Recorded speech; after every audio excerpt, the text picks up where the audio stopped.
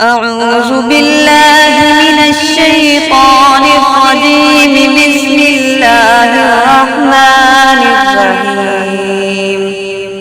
قالوا سبحانك لا علم لنا إلا ما علمتنا إنك أنت العليم الحكيم. قال يا آدم أنبئهم بأسمائهم فلما أنبأهم بأسمائهم قال ألم أقل لكم إني أعلم غيب السماوات والأرض وأعلم ما تبدون وما كنتم تكتمون.